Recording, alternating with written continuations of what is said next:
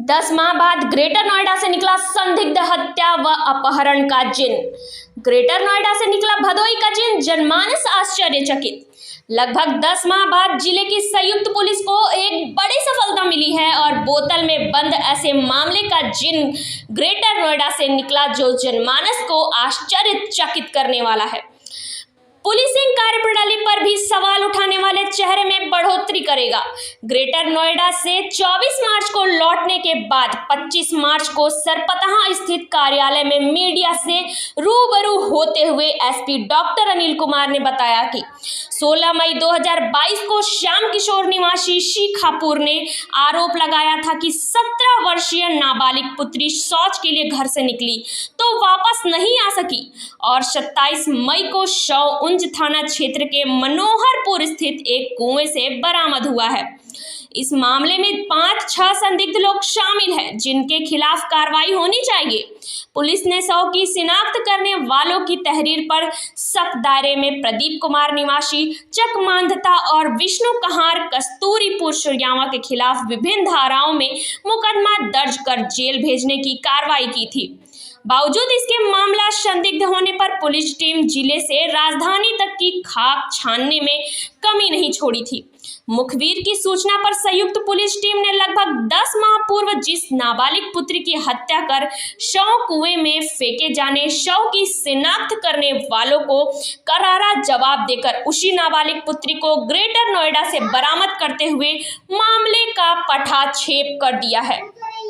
सवाल SP doctor Anil Kumar ने यह स्पष्ट किया है कि 10 माह पूर्व मृत्यु हुई नाबालिग पुत्री के जीवित मिलने पर पुलिस भी हैरत में है और 2 ऐसे निर्दोष लोगों को आजीवन कारावास से मुक्ति मिलेगी।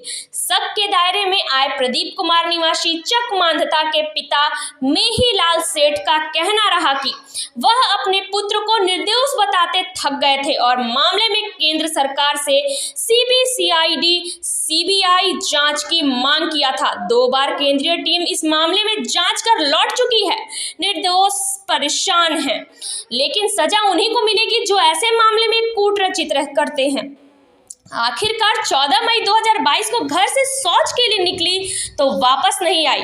27 मई 2022 को मोहनपुर स्थित एक कुएं में किस युवती का शव बरामद हुआ था, यह बड़ा सवाल है।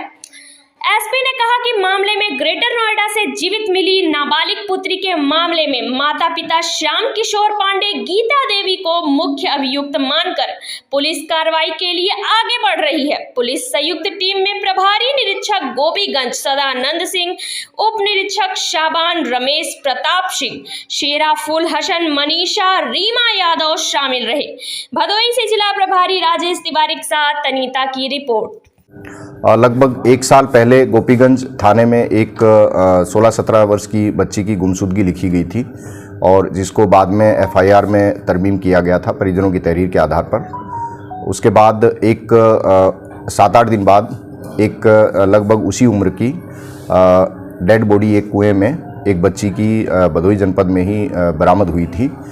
जो गुमशुदा बच्ची थी उसके परिजन, माता पिता और अन्य परिजनों ने उसकी पहचान अपनी बेटी के रूप में की थी और उसके आधार पर उन्होंने नामजद तहरीर देते हुए मुकदमा पंजीकृत हत्या का और अपहरण का 2 लोगों पे दर्ज कराया था। उस समय जो परिस्थितियां थी और जो साक्ष्य थे उसके हिसाब से उन दोनों को जेल भेज दिया गया था, लेकिन उसमें जो परिजन थे बच्ची के उनकी गतिविधियाँ कुछ संदिग्ध थी, जिस वजह से लगातार पुलिस उन पर नज़र रखे हुए थी और संदेह होने पर इलेक्ट्रॉनिक साक्ष्य और बाकी जो साक्ष्य थे उनके आधार पे जब पुलिस को शक हुआ तो उस पर लगभग 2-3 महीने से टीम इस पे काम कर रही थी। बाद में जानकारी मिली कि ये जो बच्ची जो गुमशुदा हुई थी और जिसकी हत्या का दावा किया जा रहा था वो सकुशल नोएडा में किसी व्यक्ति के साथ रह रही है और उसके माता पिता और परिजनों को इस बात की काफ़ी समय से जानकारी है। इस आधार पे पुलिस ने बच्ची को सकुशल बरामद कर लिया है। बच्ची का मेडिकल करा के और मजिस्ट्रेट के सामने उसका 164 का बयान कराया जाएगा। जो माता पिता हैं उनके ऊपर साक्ष्य छुपाने, गलत साक्ष्य देने और गलत साजिश रचकर गलत लोगों पे मुकदमा दर्ज कराकर जो साजिश करी गई है उसके संबंध में उनके ऊपर धारा 182 194, 201, 211 और 344 आईपीसी की धाराओं में उनके ऊपर अभियोग पंजीकृत किया जा रहा है। इस संबंध में आगे की विधिक कार्रवाई की जा रही है। जो बच्ची का शव मिला था उसकी पहचान का प्रयास किया जा रहा है ताकि उसमें जांच आगे बढ़ सके।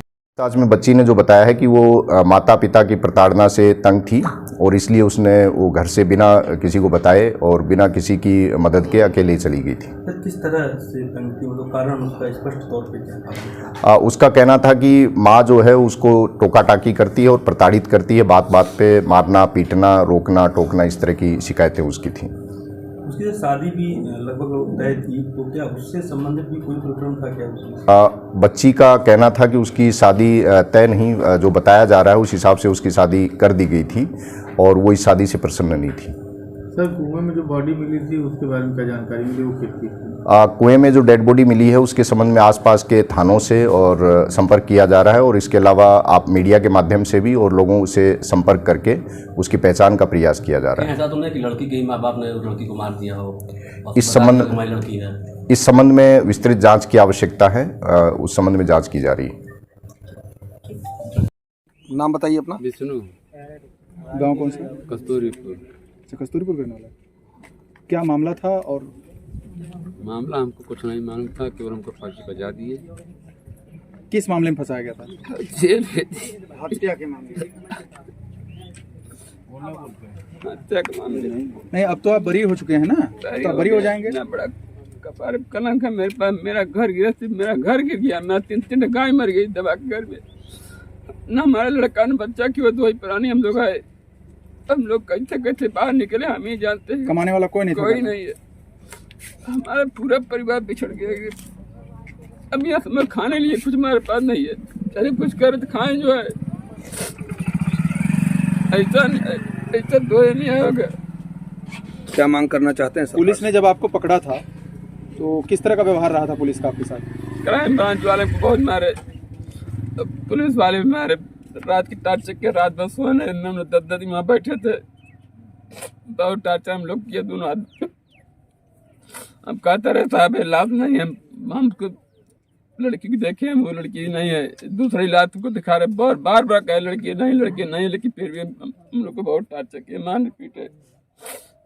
मतलब आपका कहना है कि जबरदस्ती को बुलवाया गया? जबरदस्ती को बुलवाया गया हम लोग। माननीय मुख्यमंत्री जी क्या कहना चाहेंगे? क्या कहें, जो कहना है नहीं कहेंगे। ज्ञानपुर भदोही निवासी। सीखापुर मैटर में जो लड़की की लाश बोरे में मिली थी उसमें मुझे अपराधी बना गया। यशो ब्रिजेश सिंह रात में 11 बजे रात में मेरे घर पे आए थे। मुझे लेके गए, बोले कि 10 मिनट का काम है, केवल पूछताछ करना है, उसके बाद छोड़ दिया जाएगा। तो मैं नहा के खाना खाने जा रहा था, खाना अब तक नहीं खाने दिए। वैसे मैं तौलिया लगाया था, वो वैसे मुझे ले गए थे। वहाँ जाने के बाद उस रात रखे, दूसरी रात लेके चले गए पूंछ। वहाँ ले जाके ज़बरदस्ती मार पीट के कबुलवा रहे हैं कि हाँ यही लड़की है, हम लोग इसी को मारे हैं। ज़बरदस्ती कबुलवा रहे थे। उस दिन हम लोग नहीं कबूले तो ले जाके दूसरे दिन क्राइम ब्रांच ज्ञानपुर ले जाके वहाँ मारपीट के कबुलवा रहे थे। फिर यशो जी ब्रिजेश सिंह और आई ले गए, वहाँ भी मारे पीटे। हम लोग जब किए ही नहीं थे अपराध, कोई किए ही नहीं तो कहाँ से कबूले। उसके बाद 10 दिन यहाँ रखने के बाद उसके बाद चालान कर दिए। माननीय मुख्यमंत्री जी कहते हैं कि प्रदेश में बेगुनाहों को न्याय मिलेगा। एक ऐसा न्याय है कि बेगुनाह को सज़ा मिल रही है और 4.5 महीने में सज़ा काट के आया हूँ, तो एक कौन सा न्याय है? मुख्यमंत्री बोल रहे हैं कि न्याय मिलता है। जिस तरीके से योगी सरकार अपराधियों पर बुलडोजर चला रही, क्या निर्दोषियों पे बुलडोजर भी चलेगा? हमें तो नहीं लग रहा है कि बुलडोजर चल पाएगा, ऐसा नहीं हो पाएगा। क्यों? क्योंकि हम बेगुनाह सज़ा काटे हैं ना, तो हम कैसे माने कि सज़ा मिलेगी। किसको सुधारने की जरूरत है अगर माननीय मुख्यमंत्री जी तक ये खबर पहुंचे तो? प्रशासन को।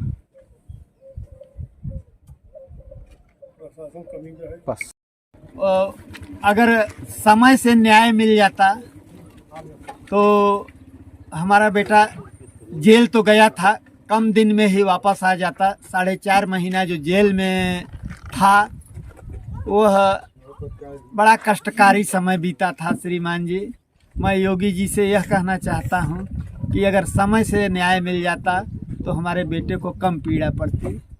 कहाँ कहाँ आपने गुहार लगाई थी अपने बेटे हम को श्रीमान जी माननीय मुख्यमंत्री जी को, माननीय प्रधानमंत्री जी को, माननीय उप मुख्यमंत्री जी को, दोनों उप मुख्यमंत्री को, माननीय राज्यपाल महोदय जी को उत्तर प्रदेश, माननीय राष्ट्रपति महोदय जी को, माननीय सुप्रीम कोर्ट भारत सरकार नई दिल्ली को, माननीय उच्च न्यायालय हाई कोर्ट उत्तर प्रदेश को और अन्य जगहों पर गृह सचिव, केंद्रीय गृह सचिव प्रदेश, प्रमुख सचिव न्याय, हर जगह हमने गुहार लगाई। अभी तक उसका कोई रिजल्ट नहीं हुआ और डीएनए टेस्ट के लिए भेजा गया था, अभी तक डीएनए टेस्ट भी उपलब्ध नहीं हो पाई है। श्रीमान जी, आ जाती तो थोड़ा ज़्यादा समय तक जेल में बिताना पड़ा, कष्टदायक समय गया। जैसा कि आपका लड़का अभी इस समय निर्दोष साबित हो चुका है, तो इस संबंध में आपको कैसा महसूस हो रहा है? हमें बहुत खुशी हो रही है श्रीमान जी, बहुत खुशी हो रही है। सरकार से क्या मांग करना चाहते हैं आप? हम सरकार से मांग करना चाहते हैं कि श्रीमान जी, जो भी दोषी हो, जैसे